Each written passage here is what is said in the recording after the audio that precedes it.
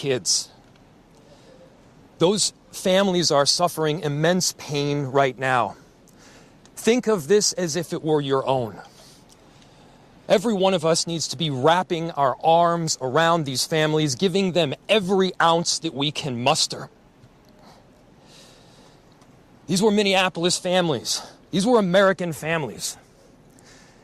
And the amount of pain that they are suffering right now is extraordinary. And don't just say this is about thoughts and prayers right now. These kids were literally praying.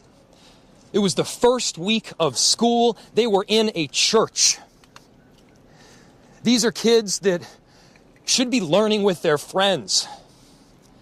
They should be playing on the playground.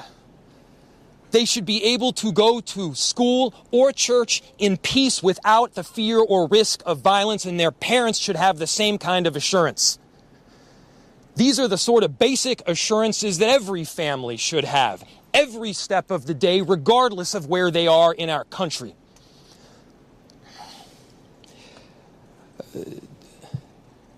I'm so deeply saddened, and I'm so sorry to the families that I know are suffering right now.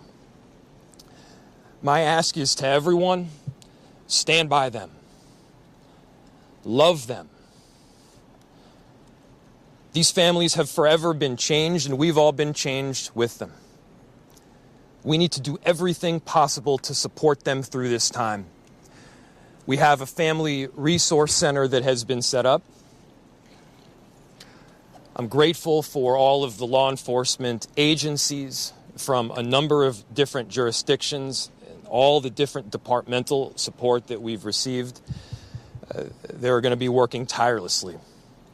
There's also a family resource center that is being set up as we speak to make sure that we're there for everybody. Again, to the families that are suffering, to those that have experienced loss, I'm so deeply sorry. We're going to be with you every step of the way. We love you. This kind of act of evil should never happen, and it happens far too often. The chief will provide additional details. My name is Brian O'Hara, B-R-I-A-N, O''H-A-R-A. I am the Minneapolis police chief. Earlier today, just before 8:30 a.m., our city experienced an unthinkable tragedy.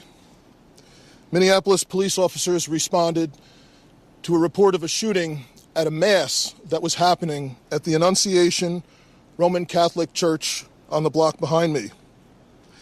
This worship service was marking the first week of school for children that are attending the Annunciation Catholic School.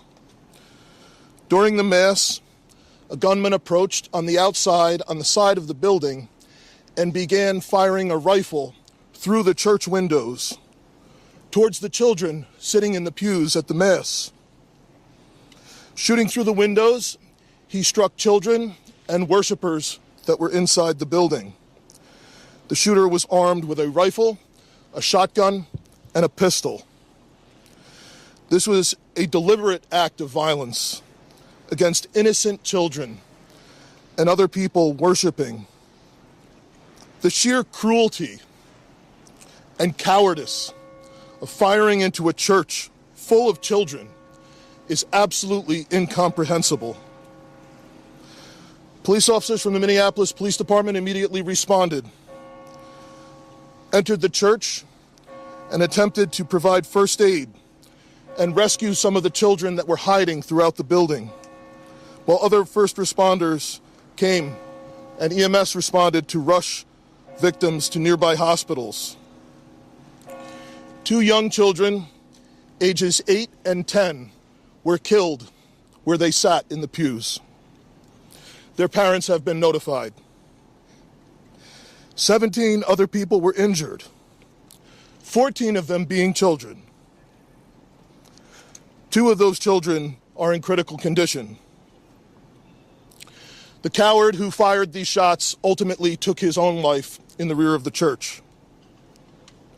Our hearts are broken for the families who have lost their children, for these young lives that are now fighting to recover, and for our entire community that has been so deeply traumatized by this senseless attack. We will stand together to protect our children, our schools, and our houses of worship. This deliberate act of violence is just a sign of cruelty that is beyond comprehension. Our hearts are broken for everyone that's been affected by this tragedy. As we begin the difficult path of healing, I want the community to know this, that even in the face of such evil, the Minneapolis Police Department and all of our law enforcement partners stand with our community. We stand with these families and with this parish. We will continue to be here for you.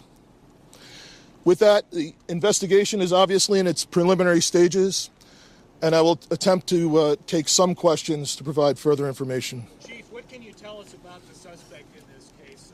How old was he? Any kind of motivation? Any notes or any other information that he left behind? So we were looking, the question was, what can be said about the shooter? We believe it is one suspect, a sole shooter. We believe he is deceased. He is in his early 20s, does not have an extensive known criminal history, and we are looking through information left behind to try and determine some type of motive. Yeah. How many kids at this school? How many kids at the school? How many children? I don't have an exact, the question was how many children at the school. There were dozens of children inside the mass at the time. I don't have an exact count.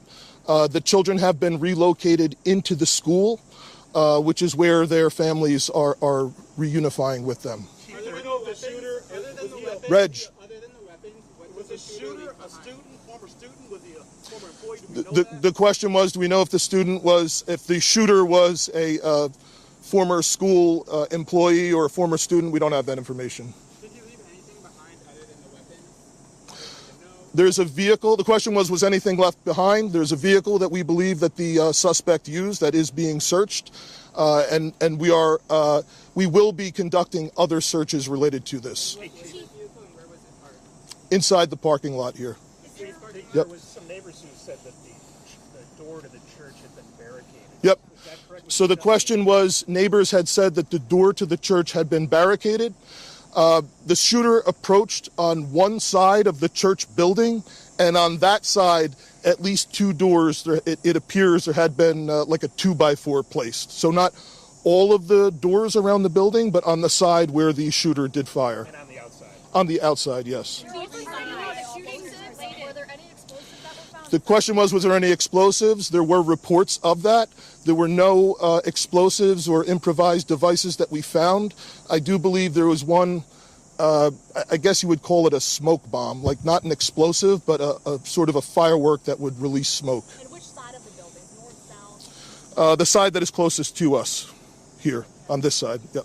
Was this incident related also at these nearby homes? I don't have specific information on that I can release. Gunshot wound, the suspect? The question was, is he dead from a gunshot wound? The answer is yes. We believe he took his own life in the parking lot. Was this outside or both inside that he was shooting?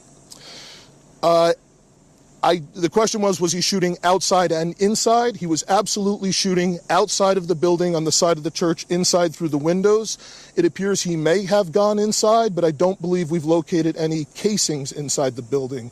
So I'm not certain if he fired also while inside. It appears, if not all, most of the shooting happened outside the building. Chief, is this shooting related to any other shootings that happened in the last 24 So, hours?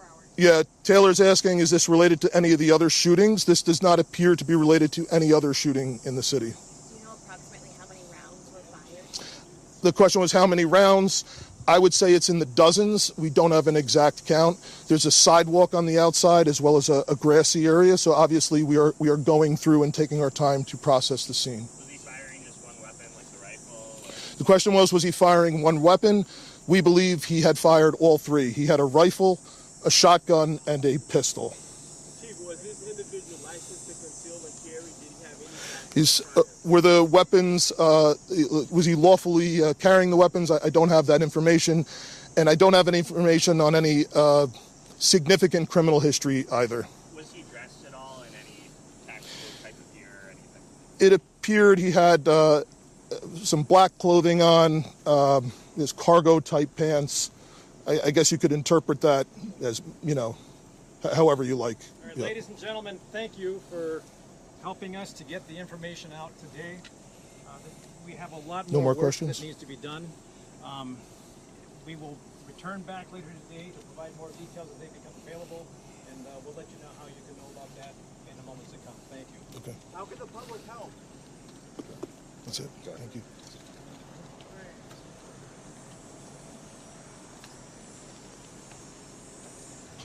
Once again, folks, if you have further inquiries you want to send via email, communications@minneapolismn.gov. Thank you.